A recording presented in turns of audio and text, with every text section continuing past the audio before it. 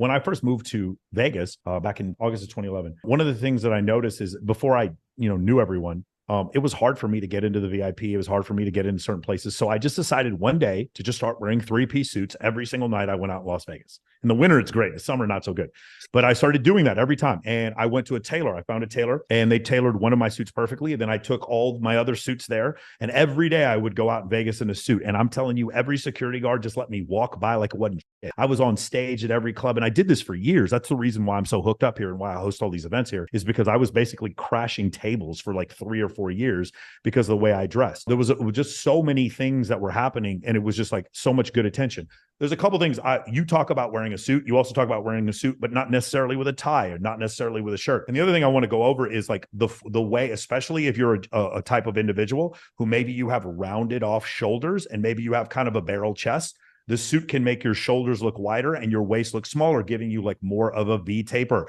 And so that's really important. Can you go over the concept of wearing a suit? Yeah, for sure. I think I remember when I was I had this girlfriend back in the day, and I didn't wear suits. I never really had to back in the day. And one time she was like, "Oh, I love guys in suits," and it almost made me mad. It made me jealous. I'm like, "Well, I don't wear a suit, so like you're not obviously not even talking about me, right?" But she just looked at guys, whether they were coming out of their banking job or office jobs, and they just looked sharp.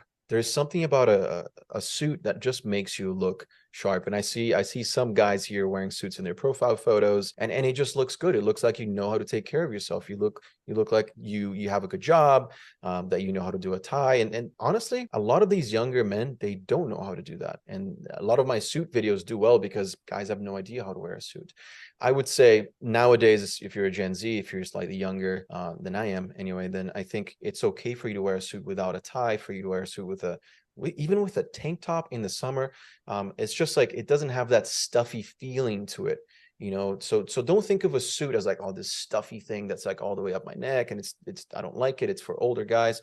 It's not. There's ways to make it more modern. If you add, boots, if you add sneakers, if you change the top and the bottom, I think those are really good ways to make it more modern and make it more interesting and even edgy sometimes if you want. I've seen suits with all different types of details that just look very different from different designers.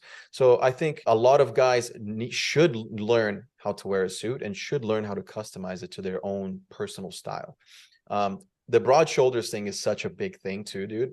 Yeah, for sure. If you get a suit tailored, it changes the entire vibe, right? Getting your clothes tailored in general is something that guys should be looking into, because baggy pants that are too long, that are covering your shoes, your sneakers, it just looks sloppy. You can be in a Tom Ford suit. If it's not fit to your body, it's going to look like you just got it at H&M, and that's just the truth. So I would prefer you get a suit at H&M and get it tailored than wear a Tom Ford suit that's not tailored and it's just like drowning you in it. The fit is so important when it comes to suit. Once you get one tailored, you can go back, show their tailor the jacket, and you don't have to pay for an expensive tailor. I mean, most of them aren't expensive anyway, and you can get this done. This is far more important. If you live in Vegas, one of the things you'll notice is the nicer suit you wear, the more people want to spill their cranberry juice on your suit, right? So I prefer Kenneth Cole and H&M and Zara, because like my jackets get destroyed anyway. So that's one of the reasons why I do that.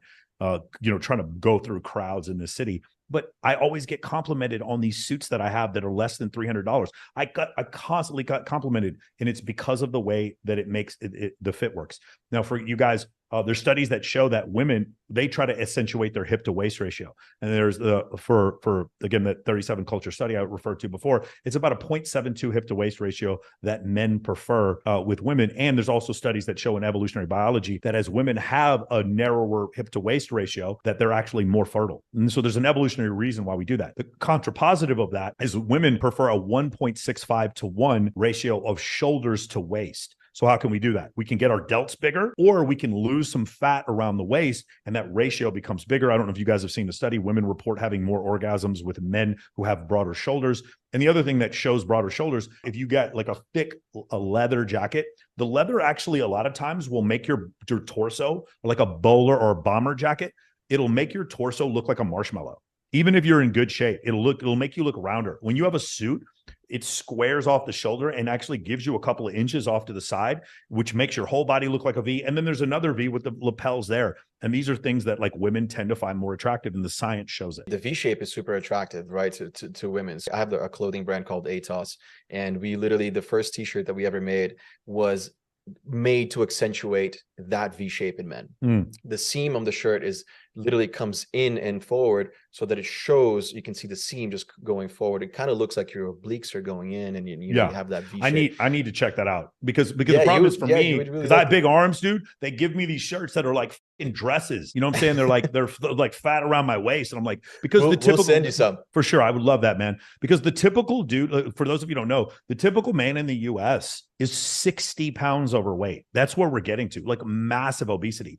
Women on average are 168 pounds. That's what these average, like I believe it's between ages 25 to 35. Obesity is an epidemic. So if you can actually show a small waist, especially for you guys who are a little bit older, to me, for a woman, think about it, if you're a woman and you saw a guy who was in his 40s and he was in shape when the rest of the country is obese, how incredibly attractive and how much more would that make you stand out? So I definitely think that's a huge thing. And the other thing is, Rollo Tomasi, he says this is a really great way to say it. What men think is that women decide whether or not they're going to sleep with a man in the first 30 seconds. That's not true. Women decide in the first 30 seconds if she's not going to sleep with him. And one of the things that'll disqualify you is your look. When you wear a suit, a nice suit, that 30 seconds, it elongates. It's like you get more protection in the pocket. Like when you play quarterback, you have more time in the pocket because you're not being disqualified. Because I've never heard of a woman disqualifying a man because he looks good in a suit.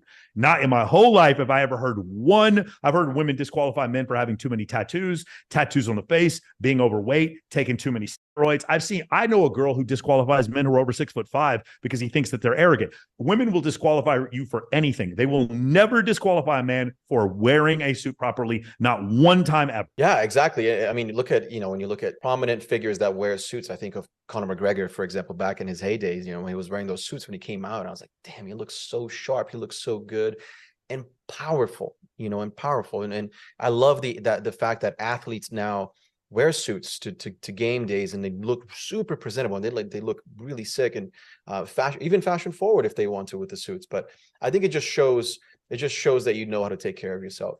And one thing too is being in shape. It just gives you so many advantages over other guys, right? So you're saying that guys are usually 60 pounds heavier than they should be. Yeah, I believe it's a certain cohort of men. It's not all men, obviously. It's going to go up after GTA 6 comes out. Yeah, when GTA 6 comes out, bro, strip clubs are going to be empty. I remember when GTA 5 came out, and my friends were like, let's go out tonight. I'm like, why? I'm sure there's a nightclub somewhere here in Los Santos. And we found the Vanilla Unicorn and stayed in that bitch all night. It was so crazy, bro. If you guys know, put a 1 in the chat if you have been on, like, done a heist with your friends on GTA 5. Come on, guys. I'm telling the truth.